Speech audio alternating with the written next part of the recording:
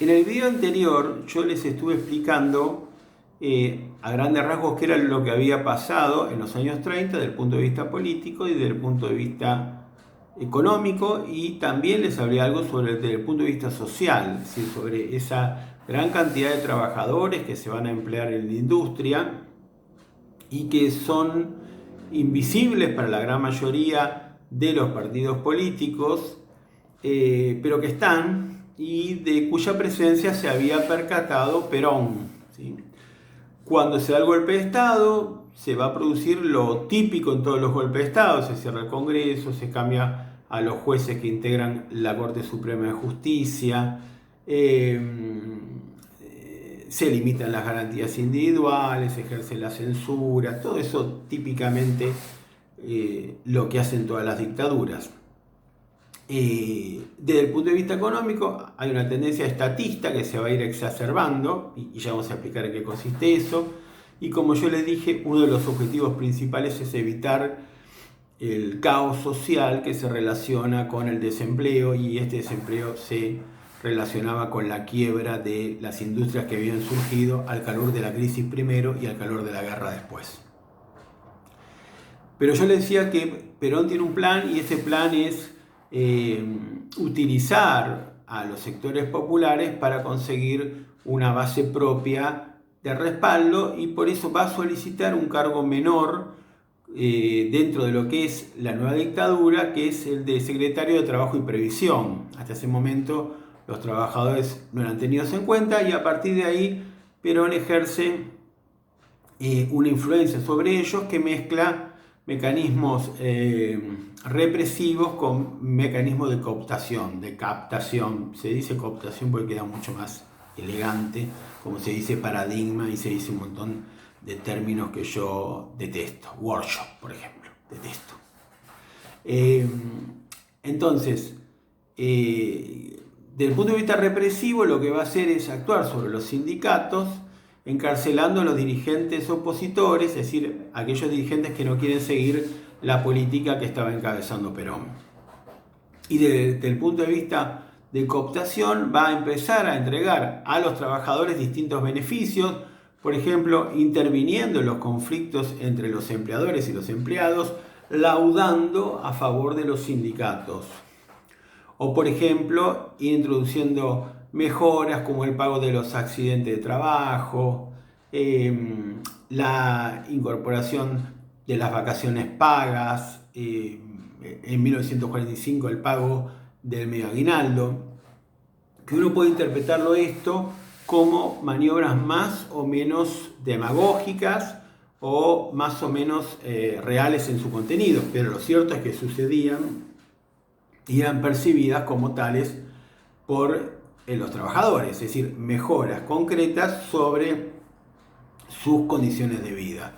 Si estas mejoras concretas estaban relacionadas con el afán de un demagogo de conseguir una masa de adeptos que lo siga, puede ser. Y otro puede decir, no, en realidad quería beneficiar al pueblo. Pueden creer lo que quieran, lo cierto es que Perón hizo esto, y lo cierto es que consiguió la adhesión de millones de trabajadores que podían estar equivocados y estaban siendo engañados, o podrían estar en lo correcto, pero estaba sucediendo. Lo estaban siguiendo, se iban haciendo peronistas y cada vez eran más. Entonces, ese es un tema importantísimo en la Argentina, y ustedes se dan cuenta que yo no tengo la menor pretensión de decirle cuál es la verdad. Perón era demagogo, Perón era bueno, el peronismo es malo, el peronismo es bueno. Bueno, no les voy a poder indicar nada en ese sentido porque tiene que ver mucho con sus convicciones ideológicas, y lo bueno es que cada uno piense distinto sobre el particular. Tenemos que conocer básicamente lo que dice el texto y discutir sobre estas cuestiones. Eso forma parte de lo que es el estudio. Todo lo que tiene que ver con el debate es muy importante, porque además el peronismo es muy importante en la Argentina hoy en día. Es una herencia que cada tanto resurge y cada tanto se discute. Y en política económica es una herencia muy importante, ya sea para indicar que este es el camino o que este es el camino pero al precipicio. ¿sí? Y acá nuevamente se respetan todas las opiniones. Entonces, Perón va creando una base propia de sustentación durante estos años que dura la dictadura, desde el 43 hasta el 46, y además va a ir ganando influencia dentro de las Fuerzas Armadas. Así logra que lo nombren como vicepresidente y ministro de guerra. Vicepresidente es un cargo simbólico, pero ministro de guerra es un cargo muy importante porque podía controlar y tenía en sus manos la renuncia de todos los oficiales, así que él podía decidir si retiraba a algún oficial dentro del ejército que se le oponía. Lo cierto es que va consolidando su poder. Hay algunos acontecimientos muy importantes como el 17 de octubre del año 45, que no voy a relatar porque no se lo voy a tomar en el examen, pero si alguno está interesado en los detalles me pregunta y yo se lo contesto. Y en el año 46 se llaman a elecciones y en estas elecciones se presenta por un lado Perón y por otro lado un conjunto de partidos opositores liderados por los radicales que se llamó la Unión Democrática.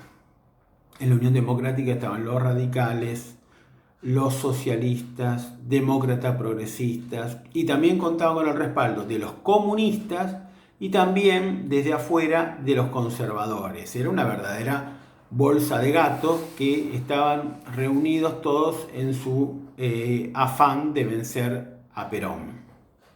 Y del otro lado estaba Perón con una serie de estructuras partidarias nuevas.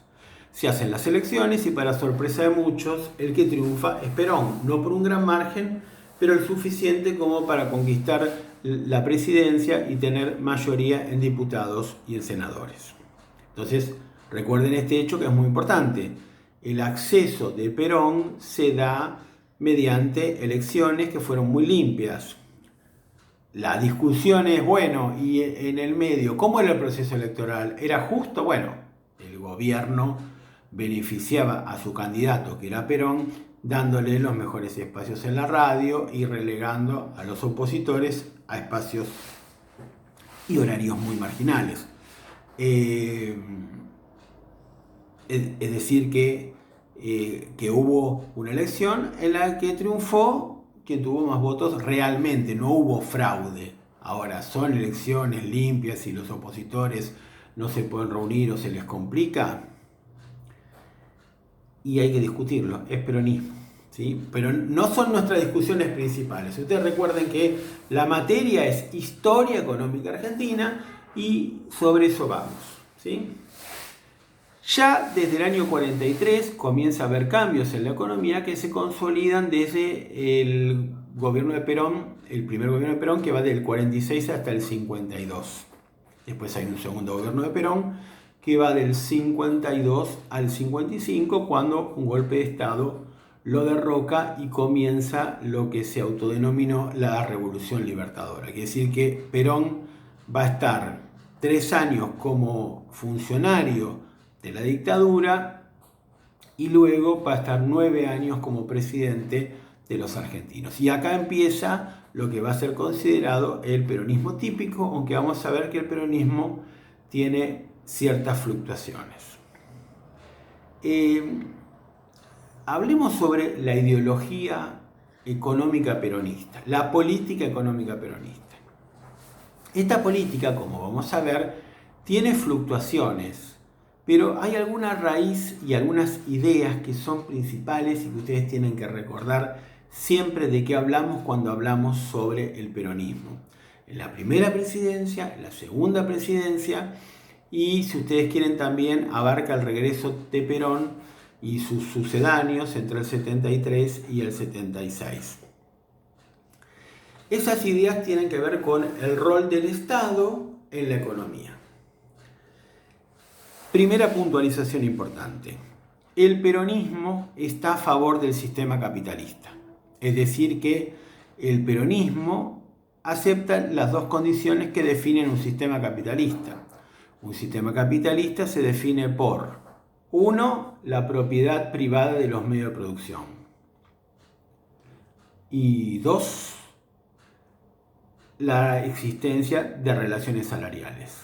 Si ustedes tienen esas dos características, ya estamos hablando de un sistema capitalista. Después vamos a tener muchas versiones sobre distintos tipos de sistema capitalista con mayor o menor intervención del Estado. Pero tiene esas dos condiciones: propiedad privada, relación salarial, es capitalismo. No las tiene, no es capitalismo. ¿Qué es? Discutimos, ¿sí? Pero el peronismo es capitalista y quiere decir que está a favor de que existan empresas privadas con empresarios privados que ganan su dinero. Eso está claro, no lo discute el peronismo, ¿sí? Es más, cuando se presenta como una alternativa a los empresarios, les dice: nuestra presencia va a evitar justamente que venga el comunismo. Si ustedes no quieren que venga el comunismo, tienen que dejar que el Estado intervenga en las relaciones económicas y medie en el conflicto entre empresarios y trabajadores. Entonces, somos un obstáculo, un freno para que venga el comunismo. Si ustedes siguen intentando imponer ese capitalismo liberal que se opone a la participación del Estado en la economía, lo que va a suceder es que va a existir una revolución social, va a venir el comunismo y van a perder la propiedad, van a perder todo. No van a tener más empresas porque todas las empresas van a pertenecer al Estado. Entonces, el peronismo dice capitalismo y empresario privado, pero con una fuerte intervención estatal. Porque el peronismo no cree en el mercado, no cree que el mercado sea el mecanismo idóneo para regular el conflicto, para regular las relaciones económicas. Por ese motivo, el Estado tiene que intervenir. El mercado es ciego, el mercado se equivoca, el mercado distribuye mal, pero no solo distribuye mal, con lo cual entramos en una cuestión vinculada con la justicia social, sino que el Estado, que el mercado va a llevar a la economía a colapsar, porque naturalmente, según el peronismo, el mercado va a llevar a estrangulamientos y a problemas vinculados como por ejemplo con el subconsumo. Una lectura quizás primaria o inicial de la crisis del 29 había dado lugar a la idea de que al no intervenir el Estado en la economía, los propios mecanismos de mercado concentraron el ingreso, se fabricaba mucho, se consumía poco, vino la crisis del 30. En el año 36 se escribe Keynes sobre justamente la necesidad de que el Estado intervenga en la economía, en términos teóricos que el peronismo no suscribe demasiado. Acá después vamos a tener justamente la discusión si el peronismo es keynesiano. Pero sí, ya existían en todas partes del mundo la idea de que el Estado tenía que intervenir en la economía. Y si ustedes comparan el contexto de la época, piensen: fin de la Segunda Guerra Mundial. ¿Qué pasa en Inglaterra? Bueno, en Inglaterra, por ejemplo, se estatizan los ferrocarriles y minas de carbón. ¿Qué pasa en Francia?